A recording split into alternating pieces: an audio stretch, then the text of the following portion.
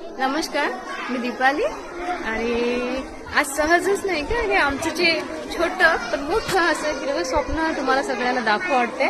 आमचं लॉन बऱ्या प्रमाणात खूप छान भरलंय. उन्हाळ्याचे दिवस लागले तरी सुद्धा. आणि तुम्हाला सांगते इतके उन्हाचा तडाखा खूप जास्त प्रमाणात वाढलाय. आमच्या वर्धा जिल्ह्यात काल सर्वोच्च तापमान होतं. जगात 7व्या क्रमांकावर तापमान होतं. एवढ्या तापमानात स्वतःचं आरोग्य जपणं आणि निसर्गाचं आरोग्य जपणं एक आपलं कर्तव्य असतं की मला मुलांना पण ह्या गोष्टी कळायला हव्या आणि आपल्या सगळ्यांना पण कळायला हव्या.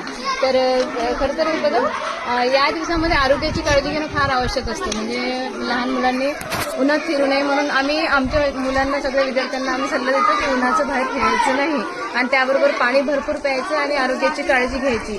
त्याबरोबर आपण जशी स्वतःच्या आरोग्याची काळजी घेतो तशी आपल्या निसर्गाची पण काळजी घेणं फार आवश्यक आहे. म्हणून आम्ही हा जो आमचा लॉन बहरत चाललाय, या लॉनला आम्ही ग्रीननेट लावली.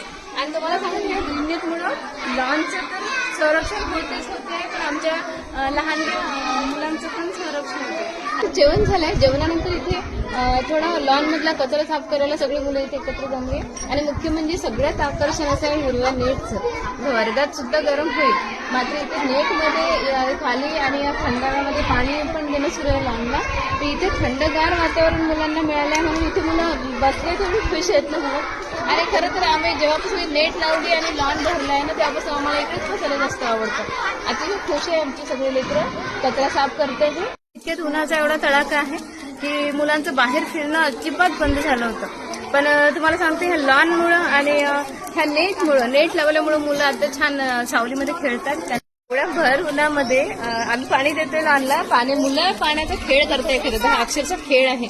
आणि ह्या मातीमध्ये, चिखल्यामध्ये, ओल्या पाण्यामध्ये फिरताना जो आनंद आहे तो मुलांसकट मीही घेते आणि अतिशय छान वाटते. आरोग्यासाठी पण हे चांगलं आहे बरं या दिवसाचं. आणि ही फक्त गवताची काळजी नाही, आम्ही गवताची पण काळजी घेतो, स्वतःची पण काळजी घेतो. ही फक्त गवताची काळजी नाहीये, हे पण फक्त गवताची काळजी नाहीये, तर ही निसर्ग आणि माणुसकी दोन्ही जपण्याचा प्रयत्न आहे खरं तर.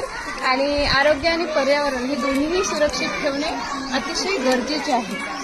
पुन्हा एक शेवटी महत्त्वाचा सल्ला असा देतो सर्व विद्यार्थ्यांना की ऊन खूप आहे, त्याच्यामुळे घराबाहेर जास्त पडायचं नाही. 12 ते 4च्या दरम्यान बाहेर उन्हात फिरायचं नाही. आणि फिरायचं नाही, भरपूर पाणी प्यायचं आणि स्वतःच्या आरोग्याची काळजी घ्यायची. त्यासोबत आपल्या मित्रांच्या पण आरोग्याची काळजी घ्यायची. पुन्हासोबत बाहेर उन्हामध्ये खेळायचं नाही. आणि महत्त्वाचं असे की आपण स्वतःचंच आरोग्य जपायलाच हवं, त्यासोबत निसर्गाचंही आरोग्य आपण जपणार आहोत. म्हणून नक्कीच आपण सगळ्यांनी स्वतःची आणि निसर्गाची काळजी घेऊया. नक्की घेणार सगळे?